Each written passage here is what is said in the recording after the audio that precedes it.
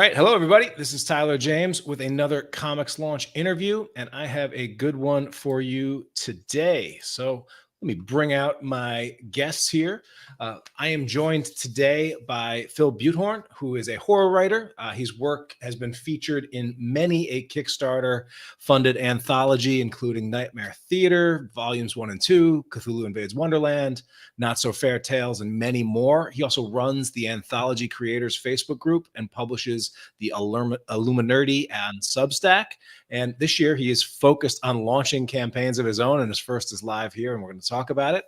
He's also joined, and we're also joined tonight. Good to have James Ferguson here. James is a lifelong comic fan, longtime reviewer of comics for Horror DNA and Comic-Con, also did the horror comics podcast, Funny Book Splatter, and a few years ago, shifted his focus from comic book press to writing comic books of his own. He's been on a tear, recently funded his first Kickstarter for the pro wrestling comic book, A Real Slobber Knocker, and I'm excited to have these gents here with me today. How you guys doing tonight?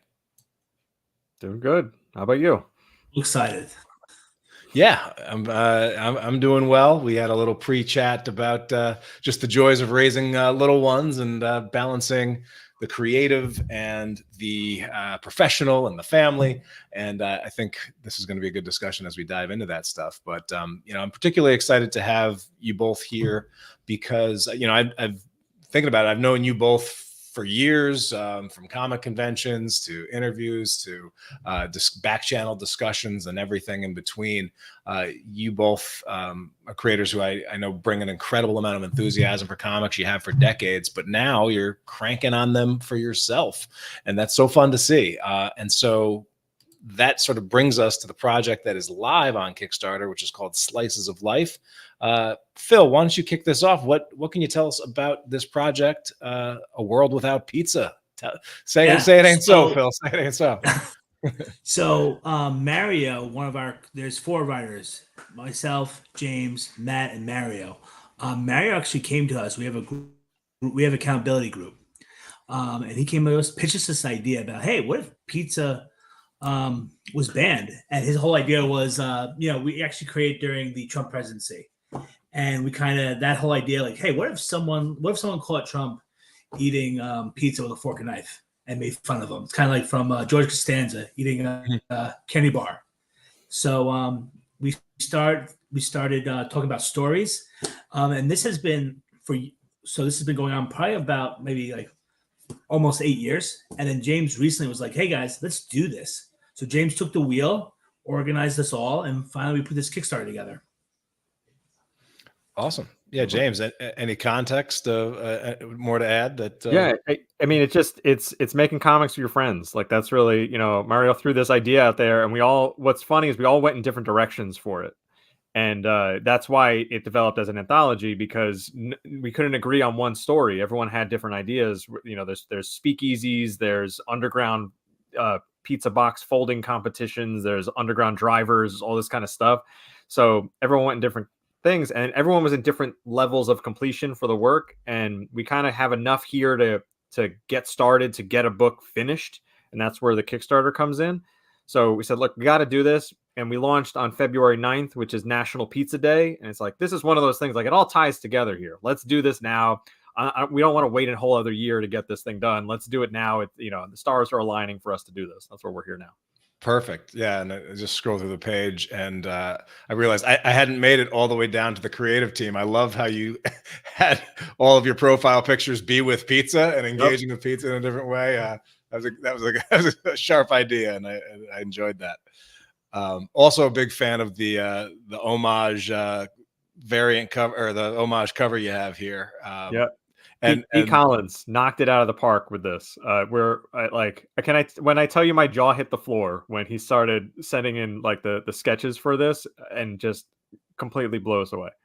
Yeah, and was there a brainstorming session about who to put on the on the poster? Because I'm like off the top of my head, I'm just like, oh, who would I have? And then it's like, oh yeah, you guys have some deep cuts in there. Papa John, you got the Chuck E. Cheese, the Noid, the pizza monster from Pizza the Hut. Yeah, Pizza the Hut from. I literally went on Wikipedia and started and found a bunch of them because Pete asked the same thing. Are there enough that we could fill a poster to background like X-Men Days of Future Past? And looked around and there were, and then he found even more. So that was what was great. It's like there's even more on there that I wasn't expecting. Love it. So yeah, so I guess Phil, tell me a little bit more about the accountability group and the value of having other creators and peers of to run your ideas by, and share a little bit more about that. Yeah, so Tyler, it all started with your class, master class, right? And everyone in that class pretty much was either had run a Kickstarter in the past or planned on it. I had not, and to be honest, fear has always gotten in the way of that. And then finally, I reached out to James, who I knew was trying to break into comics. I knew Matt and Mario were already making waves in comics. I was like, hey, why don't we form a group and we just talk shop every day and we make sure we're creating. And that's how it started. It's been going on now, God, I want to say almost a decade, maybe 2014, maybe 15 we started. It's been a long time. Yeah, it gets kind of scary when you start looking back at at ideas and other things and how long this stuff can take. And like, I was telling James, John Lees just sent me over like the outline for like Sync and the Sync release schedule. And I'm like, oh man, he's like, and it's like, all right. And then in 2025, then we'll start getting into the Sync end game. It's like, oh, wow, this is a commitment, and it's a while. But then again, when I think about like, it doesn't seem all that long ago that we actually launched this or had this book come out. So yeah, that time really does fly. And the relationships, I've been working with John for now well over a decade, and it's amazing how fast that those relationships can just become long-term things. So I'm glad that you guys are the Four Horsemen are making things happen. That's what it says on the book too. We had to call it the Four Horsemen Press is the whole name of it, I guess, behind us. But yeah, the accountability is really the gist of it. I literally had asked Phil at one point to be like my coach about just remind me to write, make sure hold me accountable for this stuff, and it comes in. But then it's also just support. We have a great system here where if someone's down or someone's like, man, I'm really having trouble here, we've bounced ideas off of each other. We've talked about, I'm looking for an artist. I mean, Phil hooked me up with my first pitch with Nightmare Theater 2 was a matter of like, I want to get in here. I want to pitch. And he put in a good word for me with Clay Adams, and I was able to at least pitch something for him, and I got something in there. So I had to earn it, certainly, but at least, got a conversation going, which is good. Yeah, absolutely. And so Phil, I know, and I've definitely pointed at your example of someone who, been wanting to make comics for forever, but it really was like focusing on anthologies that really started getting your momentum going. Can you talk a little bit about what switch flipped for you, or why anthologies really got the ball rolling for you? So Tyler, it was you, and I can remember the story. So I remember getting a message from you on X. Right. It wasn't X back then, right? Yeah. And you had messaged me and you're like, Phil, do anthologies. And I remember exactly where I was. I was getting on the subway, and you had messaged me and saying, hey, if you want to break in, get into anthologies. But at that time, I wasn't part of network. I didn't create my writing family yet. So it was very hard. So what instead was networking, talking to indie creators, hyping up their books, sharing those links. And then finally, I joined the masterclass, and that's where I did my networking. And then in 2019, I had the opportunity to be in oh my God, I can't think of it right now. But it was a book, mythology, something about mythology characters. And I was in volume 1 and 2. And ever since then, I've been in probably about 20 plus anthologies. And even when I say I'm done and I want to build towards, writing a one shot in my own mini, I'm pulled back in. I think I'm in 2 anthologies in 2024. Yeah. Yeah. And, we talk about on the power of getting things completed and getting things out in the world and building credits. And it's very hard to build credits when you have no credits, but once you start accumulating credits, it got to the point I can remember early on, you would say oh, well, yeah, I'm pushing all these anthologies, not really getting many responses. Fast forward a couple of years, and people have seen you go to bat for their Kickstarters. And one thing that you do, to your credit, is you hustle for Kickstarters that you're a part, could have a 4-pager in or a 2-pager in, as if it was your own. And I think that and then putting together a really solid body of work and coming up with and following the instructions of anthologies to a T are all reasons that your success rate in terms of pitching went through the roof, right? Yeah, it's about gaining trust of the other creators, and that once you have their trust, they'll start asking you. I mean, Travis Gibbs, I think under Orange Cone Productions, I think I have my most stories with them. I think I have so far 6, and that includes Cthulhu. I have 2 one-shots as well. Nice. And James, I mean, you're somebody that as a lifelong comic fan, you're familiar with all of the greats and the big opuses and everything, but cutting your teeth on shorter, smaller, contained things had to be good practice for you as someone that, as you wanted to move into writing. But how did you find the sort of anthology experience? Yeah, it was good. I think it took me a little while for it to click, and Mario actually gave me the good tip, was that you have to get to the prestige. You have to get to that reveal quickly. It's not something you can't spend all these pages delving into the backstory. You got to cut right to the chase. And once I had that method, I jumped in. I've done 3 pages. I've done 8 pages. The story I have in Slices of Life is, I think, 13.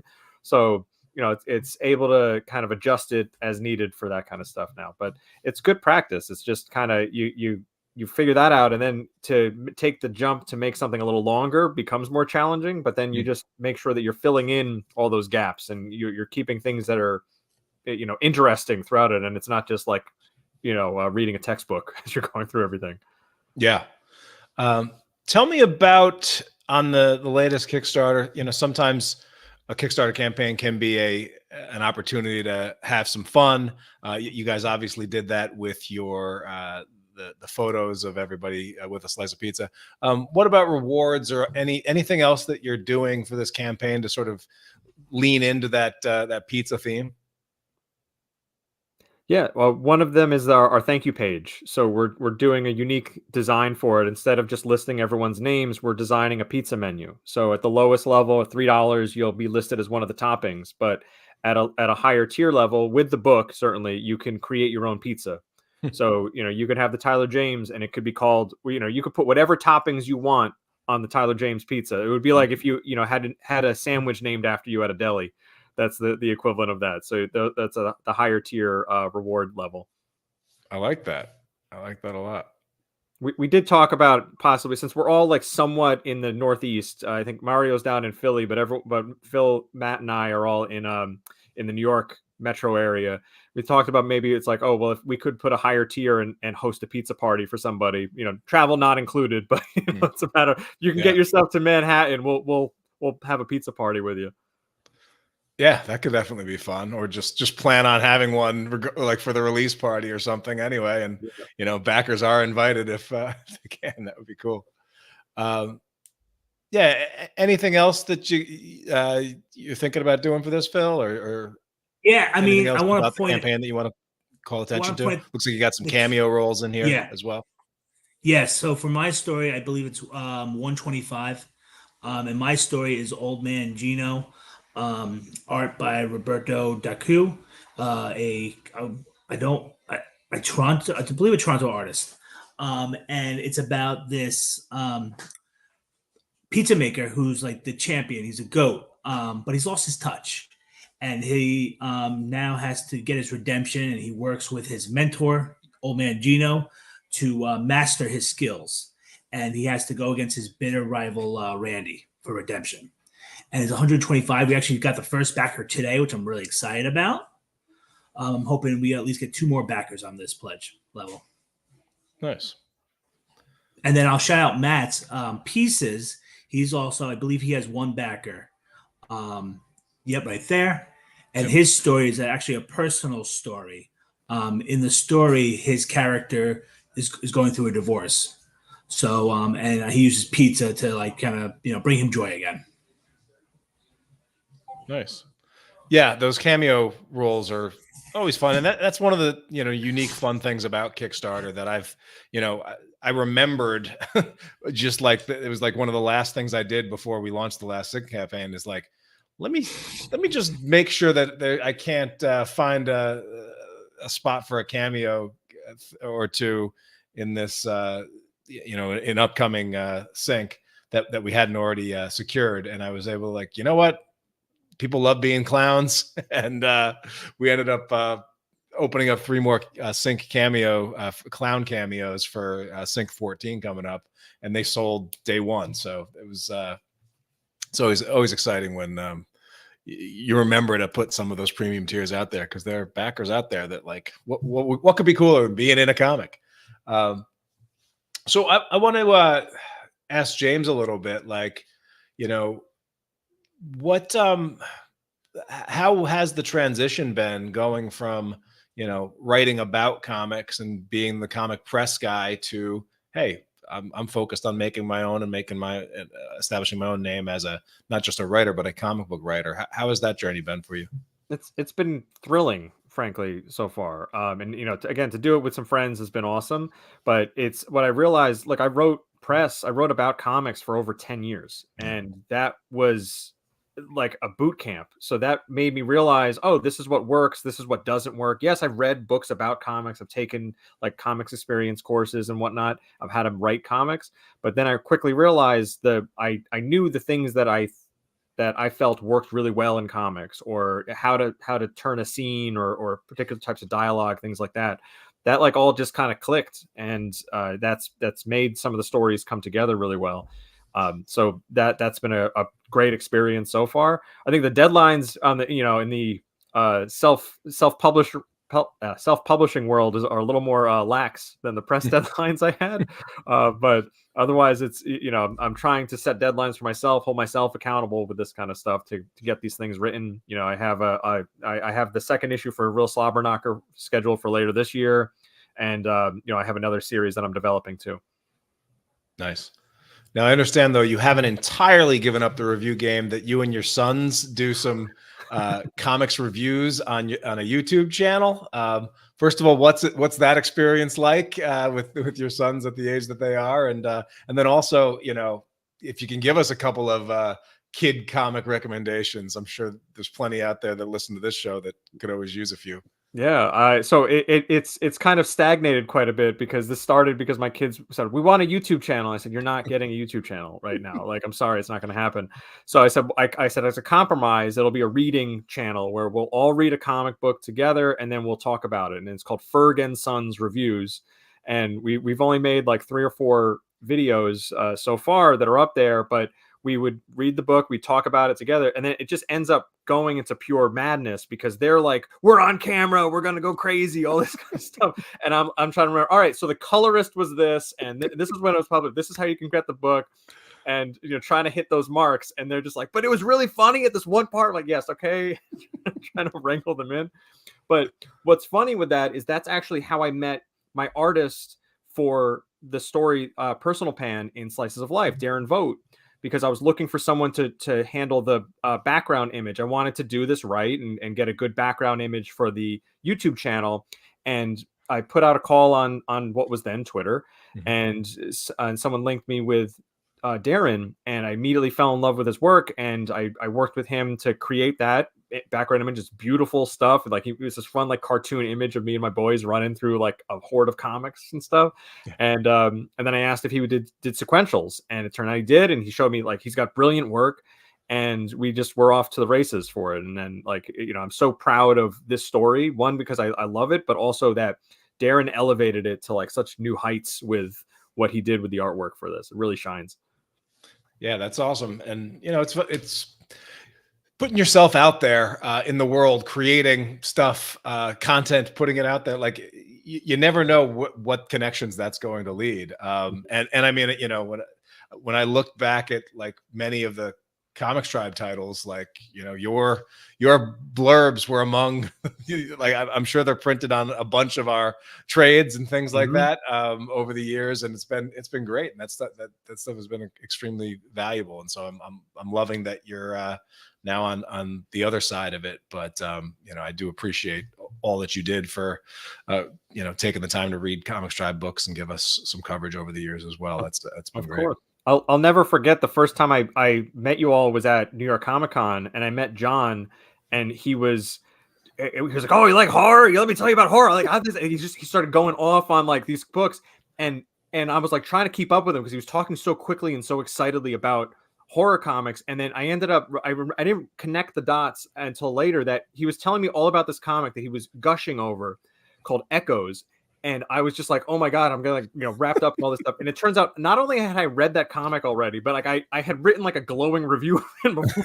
And like I didn't put it together because it was just so moving so quickly and talking so excitedly about it that it's funny. Everyone's first John Lee's experience of like it takes a little while before like you start speaking or understanding John's Scottish brogue. Like by the end of it, it's nothing. But I often tell the story like the first time I had met John was after working on with him and collaborating on publishing the Standard, but all of that sort of over email and conversations and things. And so the first time that Joe and I met was all at like New York Comic Con where we were tabling together. And I remember the first time like somebody walked by and John opened his mouth and like to start his pitch. And the guy looked at him like he couldn't understand a single word that John was saying. And I'm like, oh, this is going to be a long weekend if this guy can't, if nobody can understand any of John's pitches. But it like by the end of the weekend, we were calling him the Selling Scotsman because his passion, enthusiasm, and for his stuff was so infectious that it caught people in. But yeah, it definitely shined through. Yeah, definitely. Speaking pizza, like what would be on your guys' specialty pizza? Like what's the ultimate pizza? Let's do a little round the horn here about what like Phil, you want to kick us off? What would the Phil be? Have you ever been to Rose's Pizza in Penn Station? Maybe, but I couldn't tell you. Anyone from New York City, Long Island, maybe even like I'd say Westchester, where James lives, Rose's Pizza is like the holy grail of pizzerias. Okay, especially when you're like in late teens, early 20s, maybe even going into like your mid 20s, because it's just a place where you drink and you eat pizza and it's perfect, right? So from Rose's, I'd get like a everything slice. So you got the pepperoni, you have to have the onion, you have to have the peppers, maybe throw in some sausage, bacon. That's it. That's the perfect slice for me right there. Nice. James? See, I was always a big fan of the meat pies. I probably can't pack as many away now as I did in my 20s, certainly. But like just like the pepperoni, sausage, meatball, that kind of stuff was always good. But like the bare minimum, having like a pepperoni and a meat and a sausage slice, that's the go-to order for me. Nice. Yeah, there's a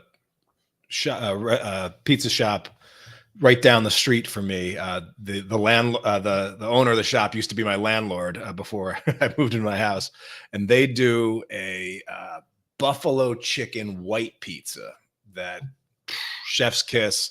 Dip the crust in some blue cheese. That's one of my that might be one of my top picks. Well, this is awesome, guys. I mean, the campaign is about halfway, a little less than halfway there. It looks like you've got a lot of time on the clock. I know you're just going to be continuing to beat the drum, doing the circuits to get there. The good news is, statistically, you guys are in great shape to get this thing over the finish line and then some before it's all over. assuming this thing gets funded and out into the world, do you guys want to plug some of the other things that you have coming down the pipe? James, you've got another Kickstarter follow up for your wrestling comic. Anything else you want to tease us about? Yeah. Well, so what I want to do one more point on Slices of Life, and that Yeah, we please. also have an interstitial story that's running through the book that connects everything. So we're actually, to tie back into Slobberknocker, Dan Buxa, who illustrated that series, is illustrating that interstitial story, and it follows a driver who is an underground kind of pizza delivery driver. And I wrote that script, and I found a way to link all 4 stories together. So there's 4 stories all together. The driver's interstitial comes before anything, and then in between, after 2 stories, and then there's 2 more at the end, and then we wrap up her story. So it ties everything together, and it's something different than like a Tales from the Crypt kind of Crypt Keeper vibe. Yep.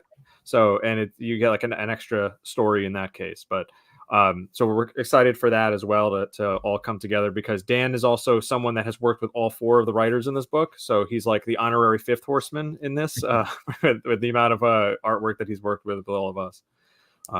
But in terms of other work, yeah, so Slobberknocker 2, we're going to aim for another WrestleMania launch. So I'm really big on timed launches. So this one was National Pizza Day. WrestleMania is the biggest wrestling event, wrestling weekend of the year. Fingers crossed that Cody Rhodes finally finishes his story. So let's hope that works out for him. So we'll launch a real Slobberknocker number 2 then. It's planned for a 3-issue miniseries, so we're going to keep rolling. Hopefully do that a little sooner, though. Maybe we could hit Survivor Series in November. But I definitely learned a lot running this first Slobberknocker, and we're getting ready for fulfillment. I'm waiting for the copies to arrive any day now in the mail. So they're coming from the printers. I got all the materials set up. I got everything ready to go. I got the label maker. I got it all going. Nice. So that'll be it. And then if I can get the other series I'm working on, that's more of a horror comedy series together, I'll aim to launch that probably later in the year. But I'm gonna keep it going. I'm following the Frank Martin model, where he's scheduling Kickstarters out for the next couple of years, I guess. Yeah, Frank's just a machine with his Kickstarter output. Love to see that. And Phil, how about you? What are you looking for from you from this year? I have 2 anthologies coming out. And I actually am working on my first one-shot right now, titled Dead Laughter. So I'm hoping for that in probably 2025. Nice. Yeah. And it's awesome to hear you guys just see what you're up to, see the good stuff that you're putting out, that you're keeping each other accountable, and just keeping moving forward. And so I wish you all the best of luck with this. I'm excited to see more from you in the future. And let's keep making great comics, guys. Thank you, Tyler. And Tyler, one thing I want to share is that if not for you, you've given me the keys to this to get here since the beginning. Starting with, I don't know if I remember, I used to help you put together your newsletter, your like top 5 things for comic creators. The I Love Horror Comics page, the comic anthology. You've given me every. Did I? Well, thanks. Yeah, you froze for a second. You froze for a sec there, Phil. But so sorry. Okay. Sorry about that. But yeah, I will. I'll take the I'll take the compliment. But also, you've been a tremendous help, and it's been. I've learned a lot just watching you, and just and definitely someone that like. There's a lot of people out there that like you could give advice to, and they just do their own thing anyway. You've been an amazing job of like taking something and then running with it, like, and taking it off. And so seeing how like the community that you were able to build in the anthology Facebook group, and how that became just a tremendous resource. And I hope you've seen like how good it feels to like be a connector for other people and inspiring other people to do it. It's one of the best things about this whole community is like there's a ripple effect from everybody, and I'm sure you're already starting to see your ripple even as you're trying to take the quote unquote next steps in your own career. So I'm just thrilled to Thrilled to know you, gents, and hopefully we can we can share a pie sometime in the not too distant future. Absolutely. Yeah, it's thrilling to watch the Phil Butehorn marketing machine at work firsthand on a project we're tied to. So it's really cool. Awesome. Well, gents, have a great rest of the evening. The project is called Slices of Life over on Kickstarter. A World Without Pizza. Say it ain't so. Please go ahead and back that campaign. Show these guys some love. And thanks everybody for tuning in and watching. Can't wait to see what you all launch next. Take care, everybody.